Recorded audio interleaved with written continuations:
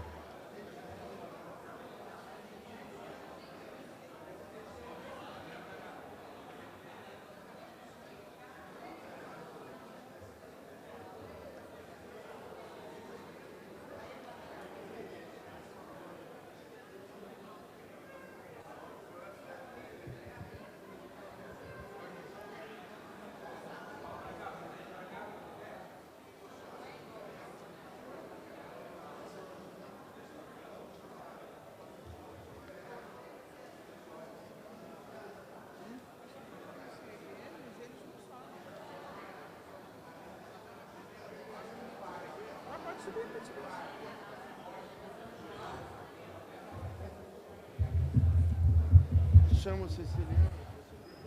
Espera aí. Cadê? Convidamos ao palco o presidente da Associação Comercial do Rio de Janeiro, senhor José Antônio Nascimento Brito, e o presidente da Alerj, senhor André Siciliano. Boa tarde. Eu queria convidar o nosso presidente para subir aqui. André, você está aqui.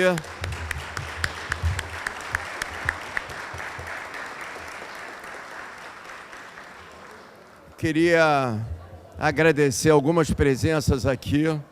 Não dá para agradecer todo mundo, mas eu, de qualquer maneira, espero que todos se sintam homenageados. Eu tenho grandes amigos aqui que vieram nos prestigiar hoje, prestigiar principalmente o nosso presidente, mas eu queria agradecer muito a presidência, a presença do desembargador Henrique de Andrade Figueira, presidente do nosso Tribunal de Justiça.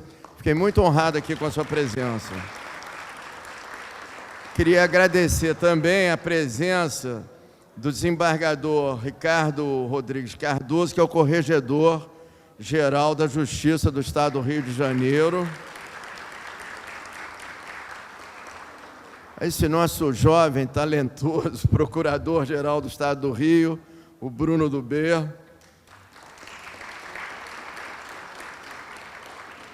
defensor público geral da Defensoria Pública Geral do Estado, Rodrigo Batista Pacheco. Muito prazer. Vou pular um aqui que não apareceu. Deputado Átila Nunes, não sei se chegou, que não vi, nem o Vinícius Fará. Claro, queria agradecer aqui a presença, super patrocinadora nossa, grande amiga Fernanda Leitão, do 15º Cartório. A Michele, que é a tabelinha substituta, mas é uma queridona aqui, é vice-presidente aqui da casa. Queria agradecer ao Carlos Zerani e ao Mauro Viegas, representando aqui a Firjan, ao presidente da Supervia, o Antônio Carlos Sanches, presidente... Fala em Rio Indústria, acho que vou falar Rio Indústria, né? Primeiro vice-presidente Rio Indústria, o Gladstone Santos. Agradecer aqui ao primeiro vice-presidente do Conselho Superior da Associação Comercial, Rui Barreto Filho, que está aqui. Ao meu primeiro vice, é claro, ele é o mais importante aqui da Associação Comercial, porque todo mundo olha para ele e liga ao Flamengo, tá certo? Que é o Hélio Paulo Ferraz. Elinho, parabéns. Benemérito Domingos Vargas, que está aqui, sempre uma presença importante para nós. Ao Alberto Blois, que é vice-presidente dos nossos conselhos, a tarefa dura aqui dentro, tá? E eu queria agradecer a diretora jurídica da AEGEA, Tatiana Carius. Todo mundo diz que é o Bianchini que manda lá, mas eu acho que ela manda muito também, tá? Já falei para o Bianchini. Eu queria, antes de começar, André, fazer duas coisas. Eu, primeiro, queria te pedir para você assinar o livro nosso, da presença do seu almoço, fazer o registro, tá? E, depois, na saída, o livro vai estar lá para todo mundo poder assinar e dar essa presença prestigiosa de todas aqui. E eu tenho uma coisa aqui para o André. Cadê? Uma honra. Não, eu que agradeço. Nós vamos dar ao presidente siciliano, fazer uma homenagem especial, que é uma homenagem realmente para a gente especial, que nós fazemos, é a medalha do bicentenário da Casa de Mauá.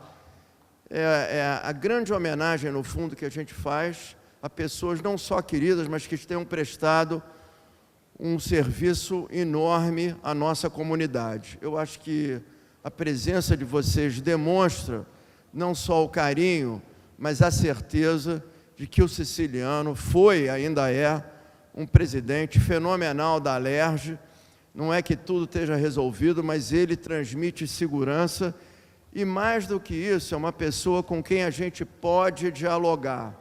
Isso aí é fundamental. Eu sou testemunha da maneira até como eu conheci o André com intimidade, que foi no episódio do Galeão. O André, gente, foi um leão na briga, tá? Teve uma hora lá que tinha muito pouca gente naquela primeira trincheira, você sabe disso, tá? Foi, assim, fenomenal. E, a partir dali, criamos um vínculo incrível e eu realmente tenho muito prazer nesse almoço. Então, André, eu queria dar a você essa medalha aqui, tá? Que é uma medalha muito especial, espero que você carregue com muito orgulho.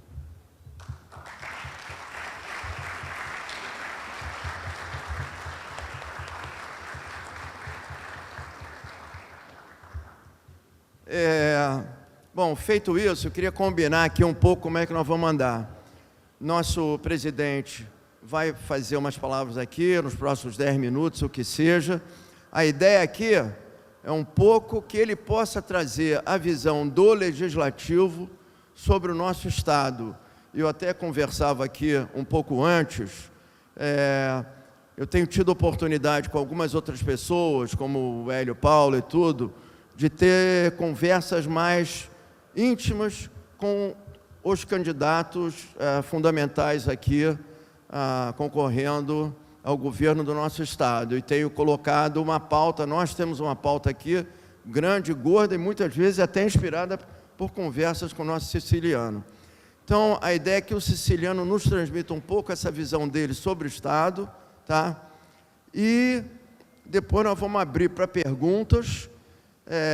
Eu vou fazer um pouco, tem perguntas que vão sair primeiro aqui dessa mesa, depois tem perguntas dos nossos conselhos, depois nós vamos abrir para todo mundo, e dependendo aí da dinâmica da conversa, a gente senta no meio e depois na sobremesa abre para mais um pouquinho de pergunta, tá bom? André, é bom que ele gosta de responder, não tem medo, entendeu?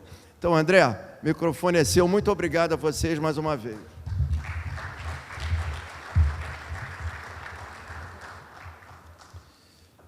Boa tarde a todas e todos. Boa tarde. Bem, primeiro agradecer o carinho e a atenção, agradecer a presença de vocês aqui. Para mim é uma honra muito grande, uma honra mesmo, Dr. Carlos Zerani, poder contar aqui com o nosso presidente do TJ, Dr. Henrique, nosso procurador-geral do Estado, Dr. Bruno Dubê, aqui com o nosso defensor-geral, Rodrigo Pacheco, o nosso Super Elinho. Quem não lembra do Elinho, né? A campanha Super Elinho. Dizer aqui, saudar Tatiana Águas do Rio, saudar a doutora Fernanda Leitão, saudar a Michele, muito obrigado. E eu vou tentar aqui, nesses primeiros minutos, conversar com vocês, falar um pouquinho do que a gente acredita, do que a gente viveu um pouco aqui, do que a gente pode fazer. Em primeiro aqui, dizer da mesma empatia aqui nossa, do Josa, do nosso querido amigo, e já na primeira conversa a gente foi conversando, foi falando, já levou uma cachaça da Quinta, que é uma cachaça aqui do estado do Rio de Janeiro, que é do município do Carmo, e agora há pouco ela tirou em primeiro lugar no Brasil, na melhor cachaça do Brasil. E a mesma coisa do nosso doutor Ricardo, desembargador, corregedor. Parece que a gente já se conhece 50, 60 anos. De verdade, a gente começa a conviver e a gente começa a discutir os mesmos problemas e a visão do Estado. Então, queria, primeiro, mais uma vez, agradecer, falar que ninguém faz nada sozinho, né, doutor Gussen? Se a gente está presidente da Assembleia lá, foi por conta da confiança das deputadas e deputados.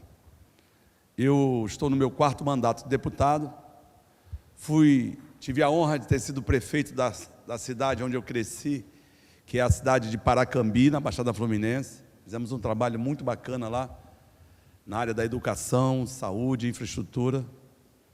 Nosso Domingos era da Caixa, conhece um pouquinho a realidade de muitos municípios e conhece a realidade da cidade de Paracambi. Lá nós construímos, Domingos, 12 estações de tratamento de esgoto, 3 grandes e outras menores, para uma cidade de 42.458 habitantes, quando eu assumi. Doutor Rui, nós tiramos lá no orçamento participativo que a prioridade da cidade nos primeiros 4 anos seria saneamento básico, captar e tratar o esgoto. E assim foi feito. A gente fez trabalho bacana na educação, na saúde, mas tem uma coisa que é o resultado do trabalho que nós fizemos, que é dados do Instituto de Segurança Pública. Primeiro ano da nossa administração, aconteceram 12 homicídios na cidade. Depois 11, veio reduzindo 8, 5.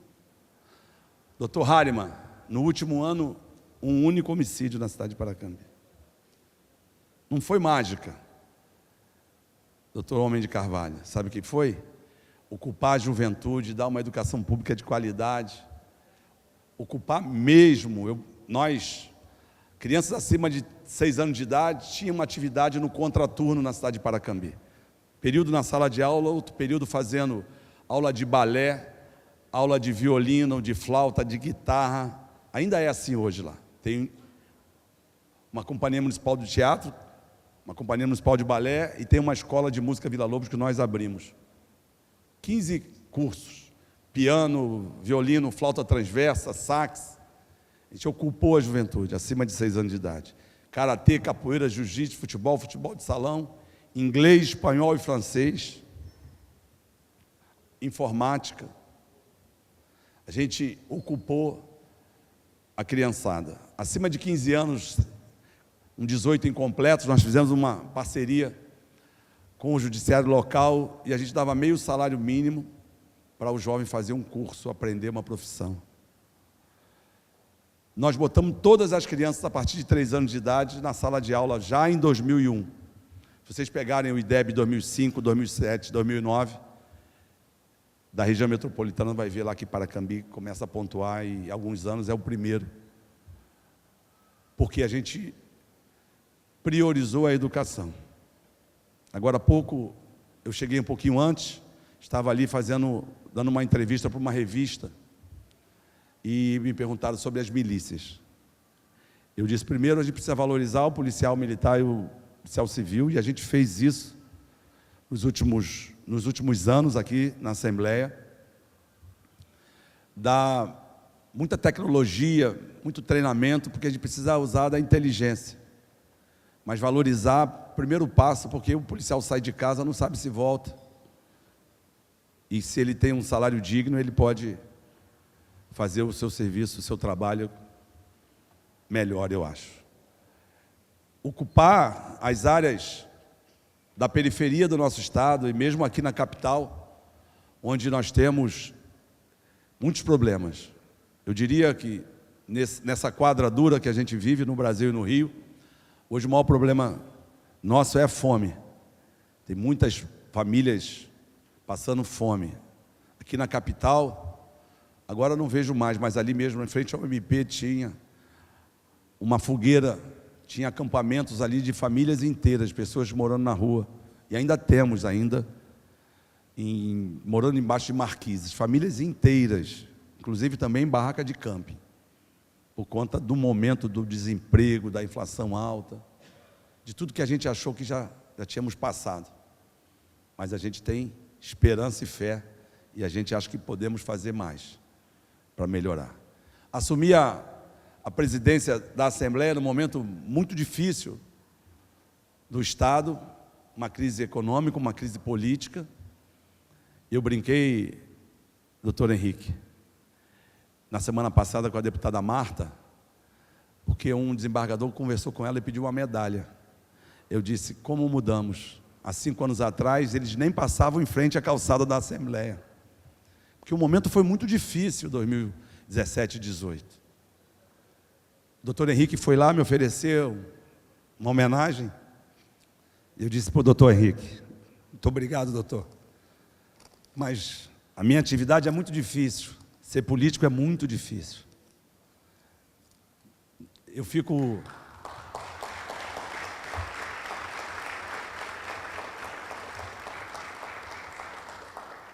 com vergonha de decepcionar a minha família e meus amigos. Mas não quero a homenagem não, porque essa atividade é muito difícil e perversa. Concedeu lá um colar judiciário, PGE me deu também lá, fez uma homenagem, Defensoria fez uma homenagem, Ministério Público, Amperd fez também uma homenagem. Fruto do trabalho conjunto, né, desses últimos anos na Assembleia. Tem pessoas que receberam homenagem na Assembleia que não pegaram diploma nem medalha. E a gente todo dia tem uma pessoa lá de 2007, 2008, 2011, 2012, querendo a medalha e o diploma. Fruto de um trabalho conjunto. Eu digo sempre que quem esteve antes também na administração, com suas virtudes, seus defeitos, como todos nós temos, fez muito também. A Assembleia Legislativa foi a primeira a fazer votações com voto aberto para alguns casos, a limitar salário de servidor, acabar com jetões, acabar com auxílio paletó. Teve muitos avanços. E a gente, nesse período que eu estou à frente, estive interino, 2017 e 2018, e depois efetivo a partir de fevereiro de 2019. Nós enfrentamos quase tudo.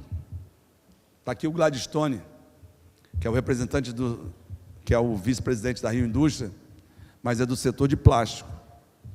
Nós agora tiramos todos os ICMS do setor de plástico, de químico, de vidro e de embalagens, porque o Rio de Janeiro foi perdendo as empresas para outros estados. O Rio, que no final dos anos 80 era o segundo estado em empregos na indústria, hoje é o sexto. Movimentação de portos, nós também somos o sexto. Me disse ontem uma pessoa importante. O Rio se desindustrializou, o Rio perdeu. E a gente sabe disso. Vocês sabem muito mais. Nosso José aqui está fazendo um belíssimo trabalho. Vocês aqui na administração, parabéns. Porque a gente voltou a discutir o Estado do Rio de Janeiro. Nós tínhamos perdido essa tradição de discutir o Rio e de defender o Rio. O Rio foi perdendo, foi perdendo. E a gente precisa fazer algo. E a gente tem enfrentado esses desafios na Assembleia Legislativa. Nós, em 2017, quando assinamos o regime de recuperação, os salários estavam atrasados 3, 4 meses dos servidores públicos. Agora, na reentrada do regime de recuperação, o governo federal quis fazer uma reforma administrativa indireta no Estado. Acabar com triênios, fazer um pedágio de 100% nas aposentadorias. E eu participei de mais de 60 reuniões, fizemos 18 audiências públicas, recebi todos os representantes dos servidores. E eu disse ao governador, um princípio aqui que tem que valer: nós não vamos tirar direito de nenhum servidor público. Os servidores estão desde 14 sem aumento. Os servidores, quando fizeram o concurso público, a regra era a mesma. Doutor Henrique, obrigado pela presença. Quando fizeram um concurso público, a regra... Vai lá, Bruno. Acho que ele ficou triste aí, alguma coisa. Quando fizeram o concurso público, a regra do jogo era aquela. E nós mantivemos, para todos os que estavam na ativa, tivemos que fazer um pedágio em relação à aposentadoria, que a lei é federal, mas fizemos um pedágio de 20%. Eu não tenho dúvida, o doutor Rodrigo acompanhou muito, o doutor Henrique, o doutor Marfan, também o Bruno foi um guerreiro também, Bruno do B. A gente, com muito diálogo, mantivemos todos os direitos dos servidores, porque muitas das vezes tem alguns que acham que o servidor público é a culpa de tudo, que é o culpado de tudo. Não existe segurança pública se não tiver o servidor da segurança pública, não tiver o policial militar, o policial civil, o penal, o bombeiro. Assim como não existe educação pública se não tiver o professor. Não existe saúde pública se não tiver o médico, o apoio, o enfermeiro, os auxiliares. Então, isso foi um passo que eu participei de mais de 60 reuniões. Mas a gente fez reuniões, Elinho, também com o MST, com o sindicato, com o CUT, com o CGT, com as centrais sindicais, com os representantes da FEComércio, está diariamente lá conosco. CDL, Firjan, Rio Indústria, recebemos todo mundo, conversamos com todo mundo, isso dá para avançar, isso podemos, isso aqui vai, isso aqui não vai. Então a gente tem feito, com muito diálogo, o Estado viveu um outro momento. O Estado do Rio pode muito mais, mas a gente precisa voltar a defender o Estado, a gente precisa voltar a discutir o Estado do Rio de Janeiro. Nós, tem o exemplo do Galeão, tem o exemplo do Palácio Capanema, mas tem outros exemplos. Nós estamos perdendo recursos agora para o metrô de Belo Horizonte, pelo faltou a palavra, mas vou voltar. Da malha ferroviária do Estado, tem uma contrapartida que a AMS tem que pagar, pelo abandono. E parte desses recursos estão sendo investidos lá no metrô de Belo Horizonte. Era para ser feita a F-118, que era para ligar o Porto do Rio ao Porto do Açu e ao Porto do Espírito Santo, Vitória. Vai fazer a perna Vitória em Porto do Açu. Vai transportar minério, vai transportar grãos e não vai ficar nada no Estado do Rio de Janeiro. A gente pediu, no ano passado, a EPE, aquela empresa pública de projetos, né, Ricardo Martins? Para fazer um estudo, para que a gente possa levar a malha do gás para a região serrana, região noroeste, norte, região sul-fluminense, a região dos lagos, porque nós vamos ter o gás e nós não vamos ter o tomador do gás. E a gente sabe que com gás a gente pode ter as indústrias. Nós temos, hoje, o Estado do Rio de Janeiro produz 83% do petróleo. Produzimos mais de 70% do gás no Brasil.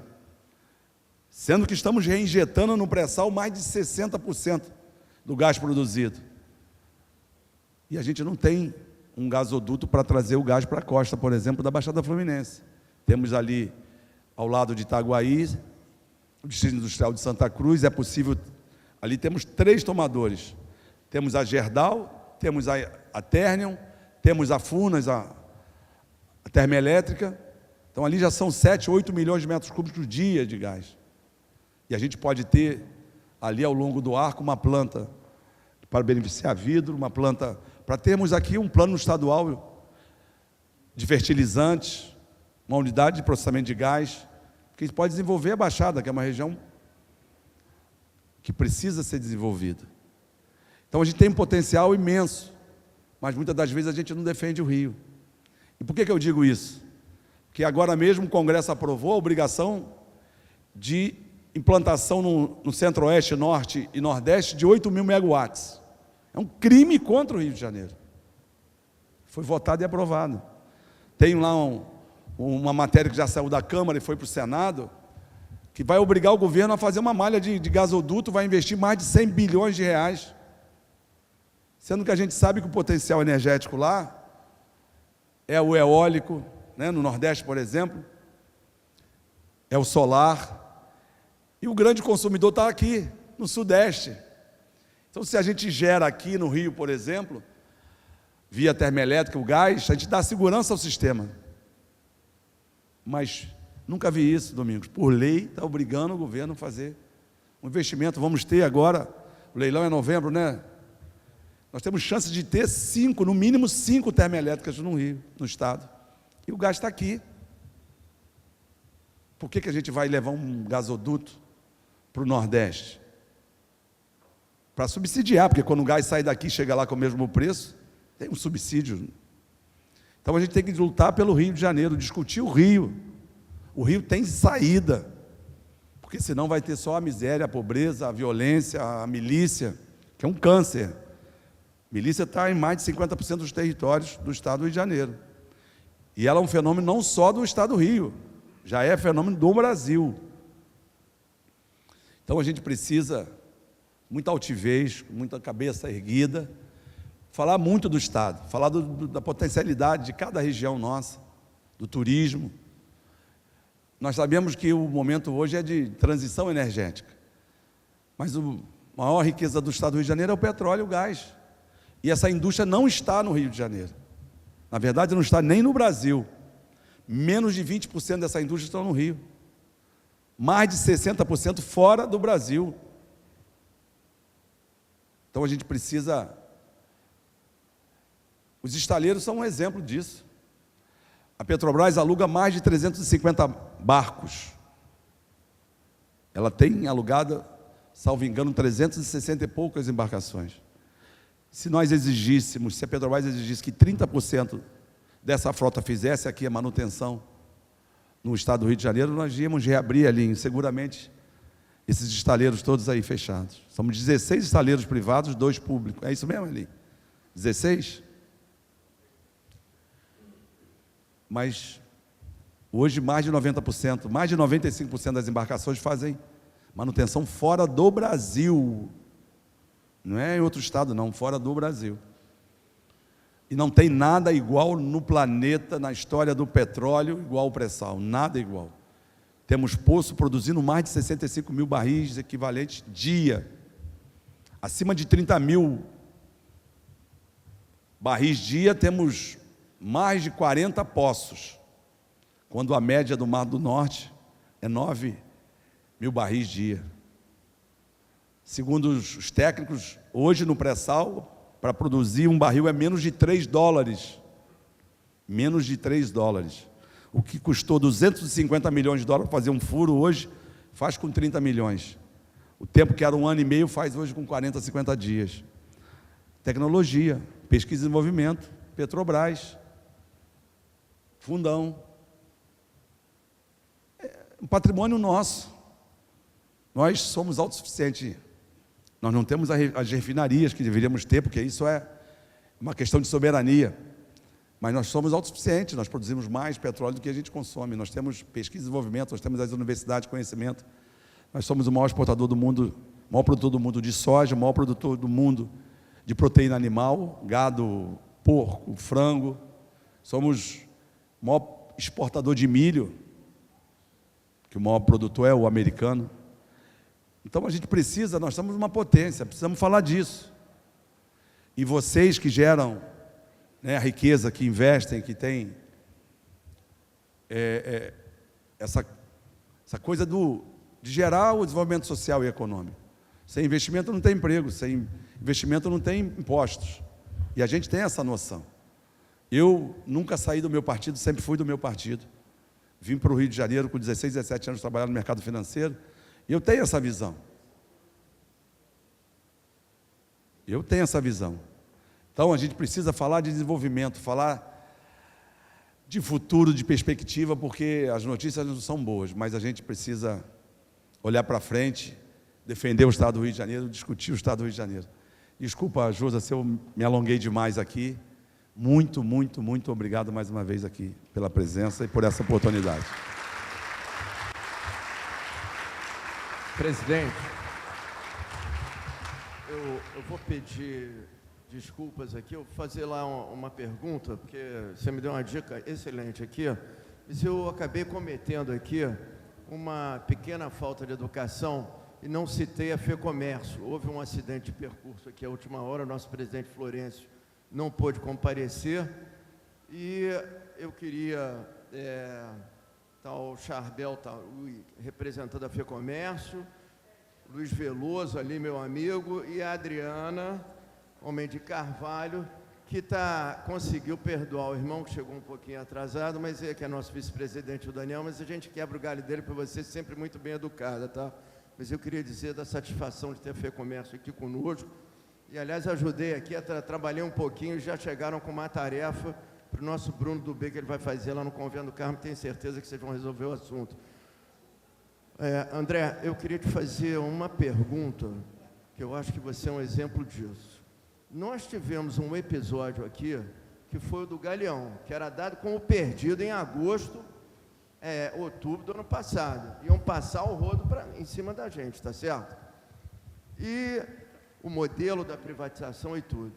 E você foi um dos capitães do time, e afinal conseguiu reunir as 3 entidades, outras entidades no tema, o governador, o prefeito, veio todo mundo.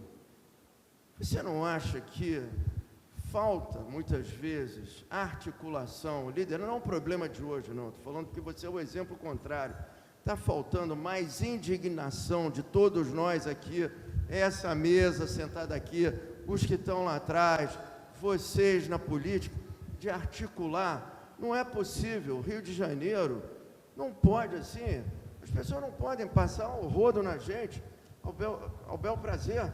Esse exemplo que você citou do Brasduto é um escândalo, vamos combinar, tá certo? É um absurdo total, como foi o negócio do Galeão, até que eles viram mais ainda as entidades juntas e jogaram a toalha. Queria um pouco a sua opinião, porque você está do outro lado da mesa e tem sido um líder para nós nesse sentido. O que você acha que falta um pouco para a gente? Indignação, mais articulação? Josa, você está dando um exemplo belíssimo. Eu, há muito tempo, não vejo essa articulação das entidades juntas. E você é o capitão do time. Eu sou carregador de piano. Não, eu tenho aqui outras entidades aqui. Não. De Deus. Você... primeiro, dizer que é descomissionamento, a palavra que me faltou aqui, das linhas, da malha ferroviária. Foi abandonada por a concessão. Então, segundo os técnicos, tem mais de R$1 bilhão de contrapartida que seria necessário para a gente construir a F-118. Então, essa palavra me faltou ali, desculpa. Josa, de verdade, está aqui as entidades, está aqui os poderes. Eu não tenho dúvida que falta aí essa coisa da unidade. Eu dei exemplos aqui, porque a gente aqui fomos capital, então a gente tem mania de discutir o mundo e o Brasil e não discute o Rio. Jornal do Brasil, Jornal O Globo, O Dia, lá em São Paulo, é Folha de São Paulo, Estado de São Paulo, em Minas, Estado de Minas. Porque às vezes a gente fala do Brasil e do mundo e a gente esquece do Rio. Precisa ter essa articulação. Eu mesmo falei com você, Josa, chama os pré-candidatos para fazer um compromisso, para vir aqui, para dizer o que pensa, o que fez, o que vai fazer. Porque o compromisso, a pessoa pode vir aqui fazer o compromisso e não cumprir, mas pelo menos ele fez o compromisso. Tem que ouvir, né, o setor produtivo do Estado do Rio de Janeiro. Firjan, de novo, Firjan, Rio Indústria, FEComércio, CDL, Associação Comercial, que é importante, é muito importante. A gente precisa, está aqui o Mauro Osório, ele diz que a nossa economia é oca. A gente está fazendo, junto com a Universidade Rural e com a UFRJ, estudando, Mauro Osório, matriz, insumo, produto, toda a cadeia do setor produtivo do Rio. A última vez foi em 90, década de 90, que o Estado pensou isso. Porque a gente precisa saber qual é o setor que a gente precisa dar incentivo, ter o dinamismo da economia, porque a gente está importando tudo dos outros estados. Então a gente precisa dessa unidade. O exemplo do Galeão, infelizmente, Josa, não acho que foi bem sucedido. Vou explicar por quê. Primeiro momento, se tirou do Galeão 2/3 dos voos para o Santos Dumont, na minha cabeça, para valorizar a outorga do Santos Dumont. Só que, em detrimento da outorga, nós quebramos a concessão do Galeão. Então, foi feita audiências públicas e deixou em consulta pública o edital. Primeira modificação, depois da briga nossa. A única modificação, Tatiana, que aconteceu, foi que o investimento tinha que ser feito em 2 anos, estenderam para 5 anos o investimento. Depois brigamos, tiraram do leilão do Santos Dumont, Uberaba, Uberlândia, Montes Claro, que eram os aeroportos deficitários. Só melhorou, Domingos, para quem podia ganhar a concessão, não teve avanço. Logicamente, a concessionária do Galeão entregou. E nós perdemos as conexões. Se a gente perde a barriga do avião para trazer insumos, trazer produtos, também eles levam na volta. Se a gente não tem um voo internacional, nós não temos os voos de conexões regionais. Nós temos, lá em Petrópolis, uma oficina de turbinas, Selma, que é, segundo os técnicos, é a melhor do planeta. Temos mais de 2.000 empregos. Mas se a gente não tem o voo chegando, as turbinas estão vindo de São Paulo de caminhão. Daqui a pouco a gente põe em risco a Selma. E o Galeão é mais que um aeroporto, muito mais que um aeroporto. Então, de verdade, foi um momento de unidade, mas desistiu por quê? Porque a gente sabia que aquilo ali tem alguma coisa por trás daquilo. Aquilo ali era para tirar mesmo a concessionária do Galeão. E às vezes não, mais de 90% das vezes que a gente tem que sair do Brasil, sai por outro estado. E alguns estados, hoje é a mesma coisa, para você sair do estado do Rio para ir para outros estados, você tem que ir para Brasília ou para São Paulo. Então a gente precisa, o Galeão é um exemplo. Tivemos uma unidade, também estiveram universidades aí, mas o que fez parar a concessão foi que o Galeão entregou. A operadora, que é uma das mais consideradas uma das melhores do planeta, entregou a concessão. Aí paralisaram, e aí o ministro diz, não, nós não vamos canibalizar o Galeão, mas depois de canibalizado, o ministro do Estado do Rio de Janeiro. Então a gente tem que cobrar, Josa. Presidente da República do Estado do Rio de Janeiro. O ministro, então, era do Estado do Rio de Janeiro, hoje é pré-candidato em São Paulo. Mas fez muito mal ao Estado do Rio de Janeiro. Nosso ministro da Economia é do Estado do Rio de Janeiro, rapaz. Toda vez que pode, prejudica o Estado. E é verdade, não estou aqui querendo fazer política barata, não. Temos muitos exemplos. Essa da contrapartida da ferrovia é essa. 350 milhões de contrapartida está indo para o metrô de Belo Horizonte. Toda hora, o estado do Rio de Janeiro tem um potencial imenso. Setor de óleo e gás, de novo. Essa coisa de você obrigar o governo a investir 8.000 megawatts de termoelétrica no norte, no centro-oeste, no norte e no nordeste, é uma covardia com o Rio de Janeiro. A legislação lá para o nordeste só pode ser no Piauí, tão amarrado que ficou o texto da lei, que o único estado que comporta é o Piauí, que inclusive é autossuficiente em energia. Então, a gente precisa, porque isso é contra o Rio de Janeiro. Obrigar a levar gasoduto, para levar gás para fora e para gerar termoelétrica, para gerar energia fora, é contra o estado do Rio de Janeiro, né? Então é isso, eu acho que o Josa está de parabéns, vocês da direção, você consegue mobilizar, e não é fácil, né? Eu ontem conversava com um grande empresário, ele falou, André, tem muito ciúme, porque o Josa está fazendo um papel bacana lá na Associação Comercial, mas é isso, mas tem que, independente disso, eu sou um carregador de piano, né, Bruno? Falei, você é o capitão do time, camisa 10, eu sou... Eu queria fazer uma pergunta de uma mobilização que eu considero muito bem sucedida e está muito em linha com o que a gente pensa aqui na Associação Comercial, que dois eixos fundamentais de crescimento estão muito ligados à infraestrutura e à educação e consistência de políticos. Eu acho que uma coisa onde as entidades se mobilizaram politicamente foi um abacaxi para todo mundo, descascar aquilo, foi a privatização da SEDAI. Eu estou aqui olhando a Tatiana, da EGEA. Eu queria a tua visão sobre o tema do saneamento, porque, na nossa opinião, o saneamento tem um impacto estratégico aqui para nós, não tem tamanho. Imagina aqui, a Baía de Guanabara limpa daqui a 5 anos, o impacto tem isso, e a gente já enxerga nos números do CAGED, eu acho que o Mauro pode confirmar ali, já o impacto da cadeia produtiva que essa privatização está proporcionando. Queria um pouco, e para nós talvez seja o melhor programa de inclusão que a gente tem enxergado aí nos últimos tempos.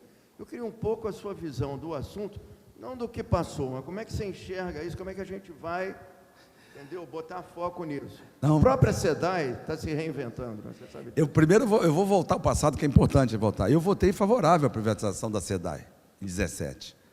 E o partido me suspendeu por 8 meses, por conta da votação. Só que a condição da concessão da SEDAI era estar no regime de recuperação.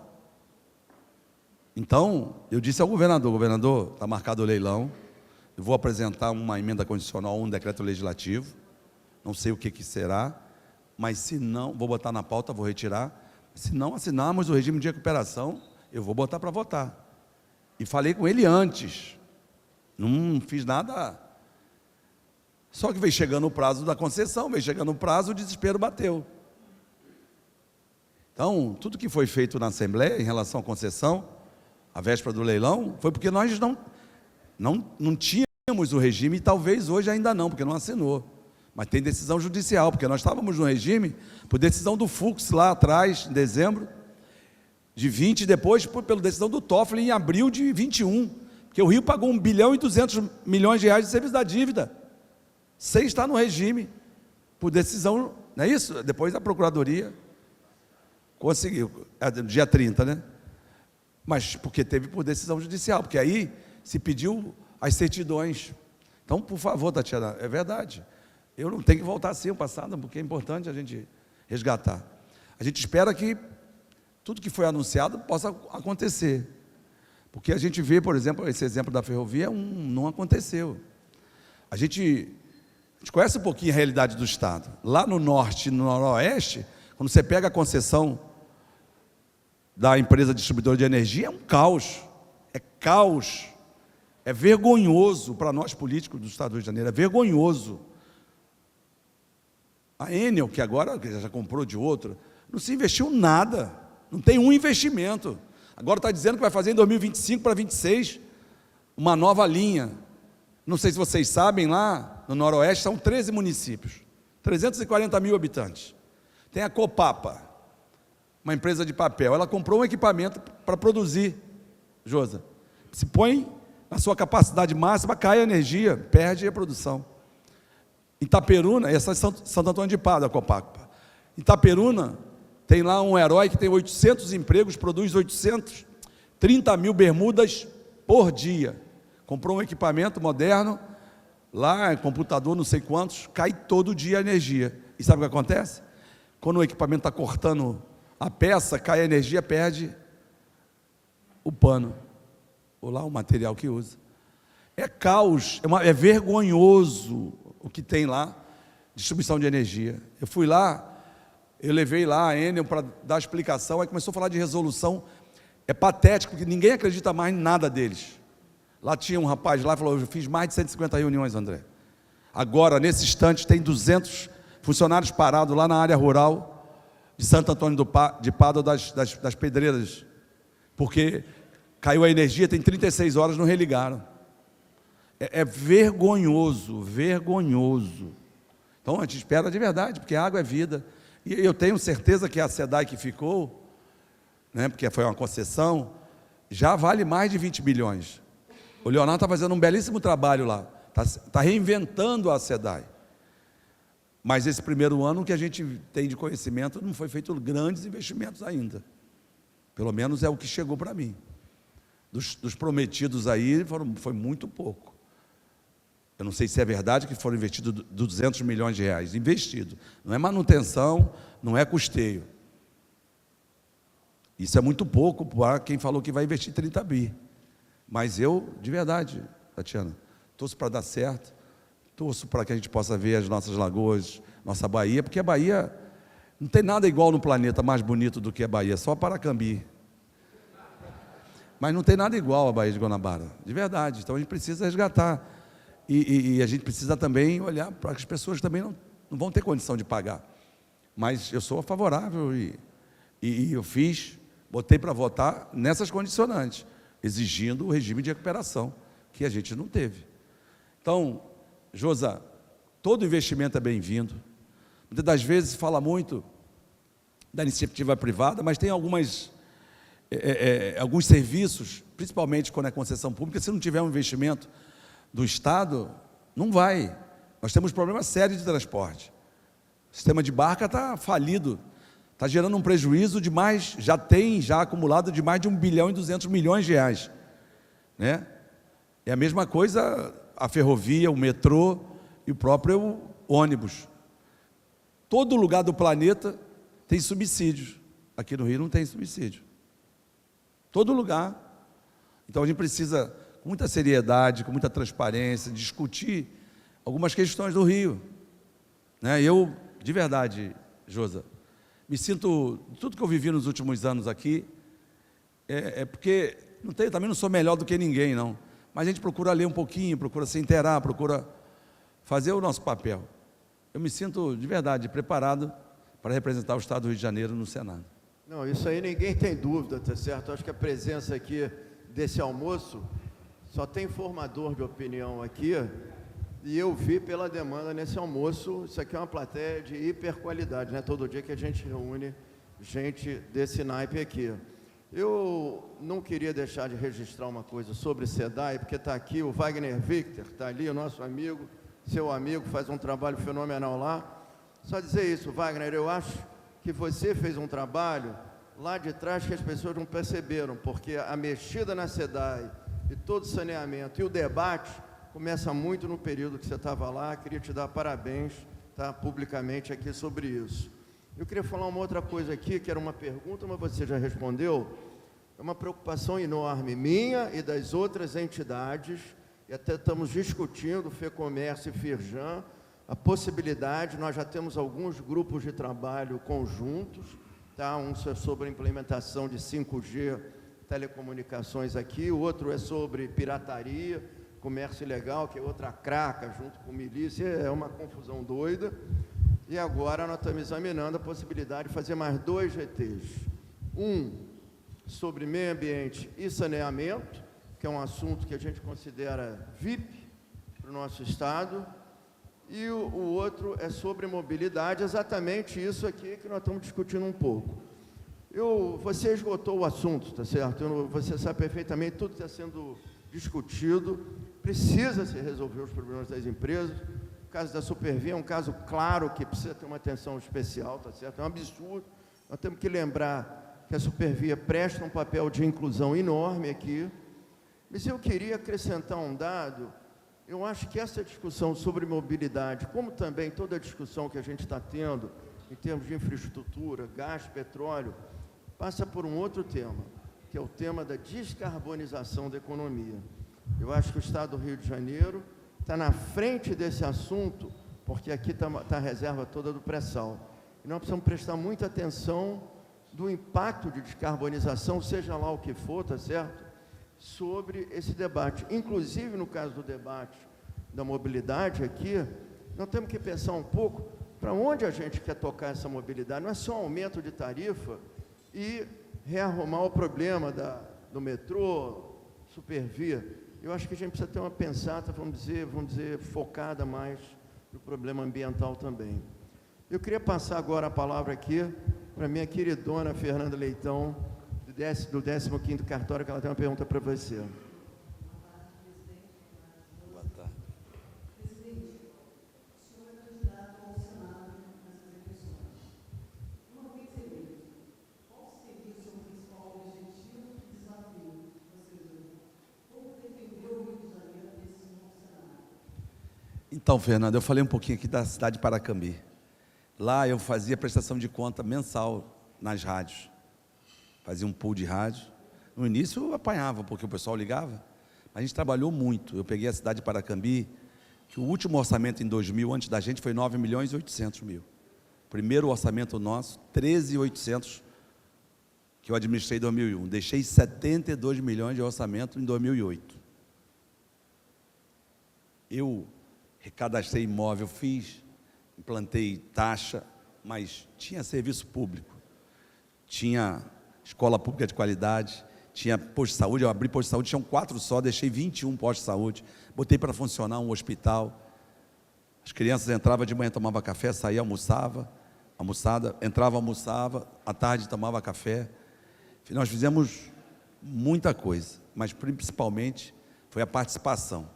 E eu quero ser um parlamentar que, você saindo do Estado, indo para Brasília, você precisa voltar aqui com alguma habitualidade para prestar conta. Mas eu vou defender muito e vou falar muito dos problemas. Nós temos problemas, como eu falei aqui, a violência, a fome, mas muito de desenvolvimento econômico e social, de possibilidade de emprego. Nós temos aqui as universidades federais todas aqui.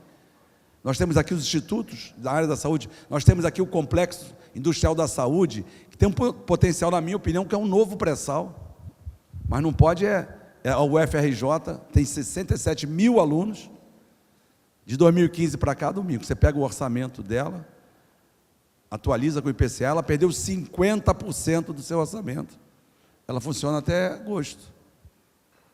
Olha lá quanta tecnologia, quanta pesquisa e desenvolvimento. O exemplo que eu dei agora do pré-sal, do que custou 250 milhões de dólares, hoje custa 30, 40 milhões de fazer um furo, que demorava 1 ano e meio, faz em 60 dias, 50 dias.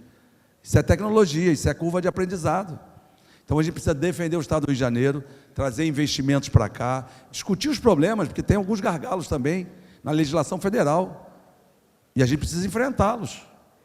Então, eu quero ser o senador, não só o senador que vai estar discutindo os problemas do Rio, mas que vai estar prestando conta aqui também. E aqui é um ambiente para isso. Perfeito. Tá? Obrigado, Fernando. Olha, eu queria combinar aqui com todos. Eu tenho 2 perguntas ainda aqui engatilhadas, uma do Mauro Osório e a outra da Paula, diretora da CCR. Eu acho que a gente podia aproveitar que nós estamos falando de infraestrutura. E eu sei o que você quer falar um pouquinho com o André. Depois a gente almoça e, André, na sobremesa a gente reabre para perguntas.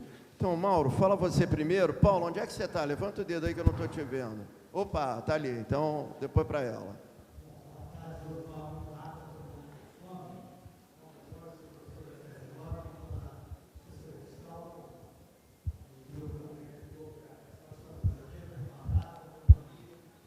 Fala mais perto, por favor, Mauro.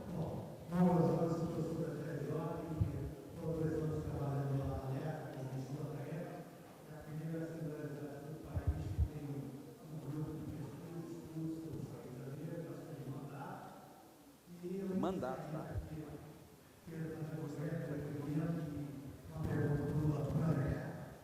O Senado é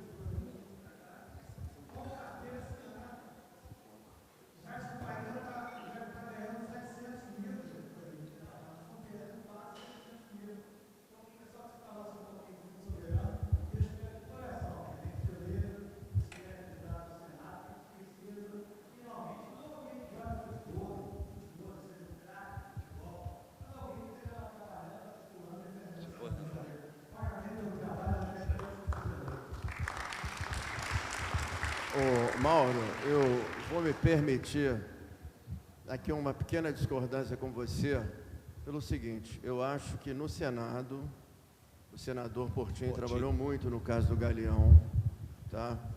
E eu quero exatamente esse tipo de atitude que eu tenho certeza que o André vai levar para lá.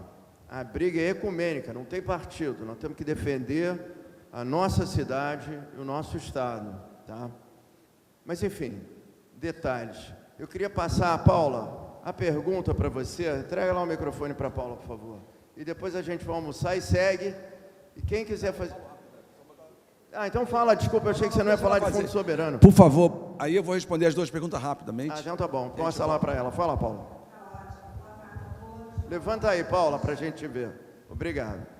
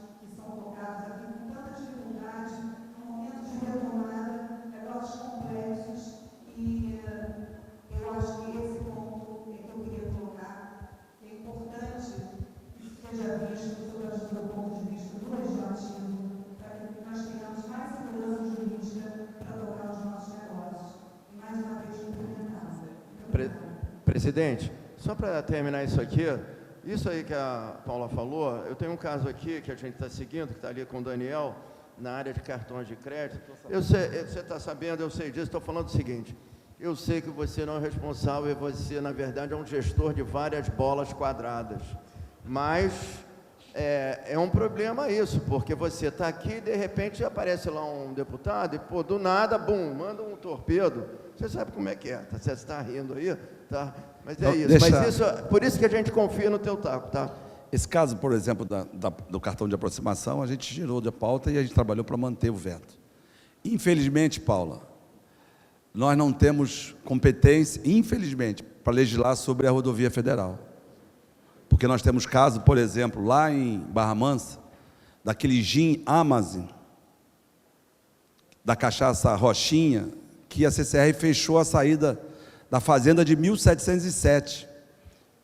Infelizmente, a gente não consegue, não tem a competência. Está na jurisdição do Estado, mas nós não temos a competência. Não é isso, doutor Bruno do B? Mas em relação aos pedágios, a gente pode sim, nas concessões estaduais, sim. Isso é claro. Mas tem problemas sérios, porque eu não sei nem como foi, porque juridicamente não tinha conseguido. Uma fazenda de 1707, às margens da rodovia, produz o gin, que foi eleito o melhor do mundo, que é aqui do Rio. E a gente não tem acesso na rodovia, infelizmente. Então, a gente trabalha lá com muita responsabilidade. Agora, nós somos 70.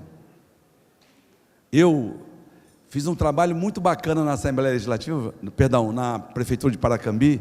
Vou falar aqui um xiste, uma piada. Eu fiz um trabalho bacana na saúde mental. A gente criou uma rede extra-hospitalar, 3 CAPs, 21 residências terapêuticas. Fiz uma intervenção no hospital psiquiátrico. E a gente tem esse jogo de cintura, porque lá a gente não controla, infelizmente. Tem uns absurdos, e a gente tem absurdos e tem absurdo dos absurdos. Tem deputado lá que propôs privatizar o UERJ, deputado lá que propôs fim das cotas. Esse eu falo assim, ó, vou publicar, mas não vou botar na pauta. Tem outros que eu falo, vou publicar, boto na pauta, mas retiro, não voto mais. Porque às vezes o deputado quer dizer que botou na pauta não sei quantos, e aí quer legislar sobre tudo. Nós sabemos que não é assim. Quem pode mais é a Câmara dos Vereadores, que é o solo público. A gente fica apertado ali no defesa do consumidor, querendo legislar ali, porque a legislação concorrente da Câmara, do Senado não permite. Mas tem problemas que eu acho que tem que sentar e conversar de verdade. Esse caso é porque o sujeito está lá, gera emprego, tem uma cachaça deliciosa chamada Rochinha lá. É uma fazenda ali que se confunde com Barra Mansa e com distrito. Mas é uma realidade, então a gente precisa... E a gente conseguiu fazer isso lá na Assembleia, aproximar o problema da solução, da conversa, como é que é isso aqui? A gente pode fazer assim, assado? Agora mesmo teve mensagem da Defensoria, mensagem do Ministério Público, do TJ, a gente sentou, que acaba esbarrando aqui numa competência do outro, vamos sentar, não. Então a gente tem feito isso com relativo sucesso, sentar, eu reconheço, é verdade, tem coisas absurdas, sim, mas está mais afeto ainda ao Estado. Em relação ao Mauro, é verdade, Josa, eu sou autor de uma emenda constitucional que criou o Fundo Soberano, porque nós vivemos hoje uma janela de oportunidade. O Estado voltou a ter uma arrecadação melhor, muito por conta das mexidas de 17, 18 e 19, que nós mexemos na lei de ICMS. Muita maldade foi feita, aqui eu reconheço. E é hora da gente voltar, começar a retirar.